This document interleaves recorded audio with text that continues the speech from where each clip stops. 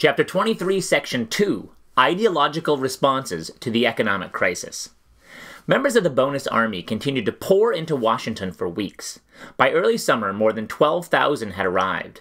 The scraggly veterans, many with families, gave a human face to the nation's hard times. Many Americans wondered how the government would respond, not only to the frustrated veterans, but also to the economic crisis they represented. Politicians and other public figures proposed various ways to deal with the country's economic problems. People's ideologies shaped their suggestions. An ideology is a set of basic ideas, beliefs, and values that form the basis of a social, economic, or political philosophy or program. While running for president in 1932, Franklin Roosevelt used a metaphor to explain three ideological responses to the Depression. Say that civilization is a tree, which, as it grows, continually produces rot and dead wood, he began. The radical says, cut it down. The conservative says, don't touch it. The liberal compromises, let's prune so that we lose neither the old trunk nor the new branches. The conservative response, let the economy stabilize. A conservative is someone who cherishes and seeks to preserve traditional customs and values. For conservatives in the 1930s, those values included self-reliance, individual responsibility, and personal liberty. Conservatives tend to prefer the status quo, or current conditions, to abrupt changes. They accept change, but only in moderation. Depression-era conservatives opposed large governmental efforts to effect a change, which they felt challenged their values.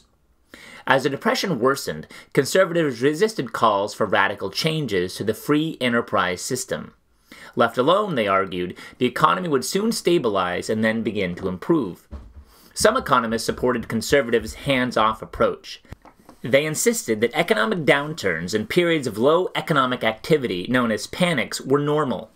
They were part of the business cycle, a pattern in which economic growth is followed by decline, panic, and finally recovery. These lows were natural in a capitalist economy, economists argued. They noted that good times followed even the severe panics of the 1870s and 1890s. The economy would also recover from this severe period. At the start of the Depression, many Americans shared this outlook. Most preferred to suffer in silence rather than admit they needed help.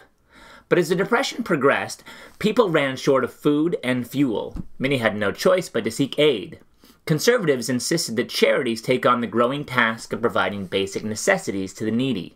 If government had to step in, they argued, it should be local government's responsibility to care for their own. The liberal response. The government must help. A liberal is someone who is committed to the expansion of liberty. In 1800s, liberals had focused on protecting individual liberty from the heavy hand of government.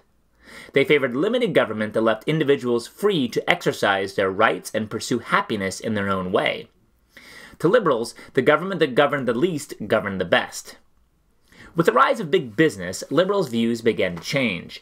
They realized that limited government could offer individuals little protection from dangerous working conditions, price-fixing monopolies, or unsafe food and drugs. By the start of the Progressive Era, many liberals believed that the government should play a role in regulating economic affairs. As the Depression set in, liberals looked to the government to expand its powers once again to protect individual liberty.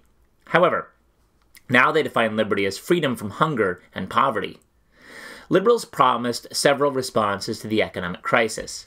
First, they called for increased spending on public works. These government-funded construction projects provide for such local needs as roads, bridges, and dams. They would, liberals argued, create jobs for the unemployed. Next, liberals suggested placing new taxes on corporations and the wealthy to raise money for social welfare programs.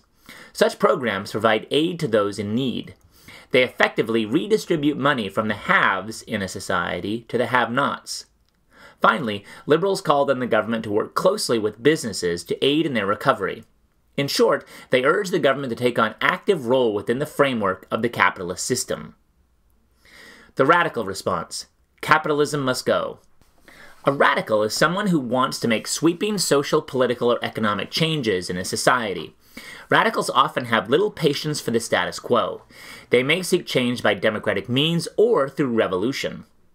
By the 1930s, both socialists and communists were attracting supporters with their calls for radical change. Communists, for example, proposed doing away with the market economy altogether. They wanted to replace capitalism with communism. Under that system, economic decisions would move out of the marketplace and into the hands of government planners. A totally planned economy would take the place of free markets. Wealth would be distributed to people according to their need. Radicals viewed events like the Bonus Army protests as opportunities to spread their ideas. They encouraged working-class people to rise up against the greedy capitalists. As the Depression wore on, such ideas began to appeal to a growing number of disillusioned Americans.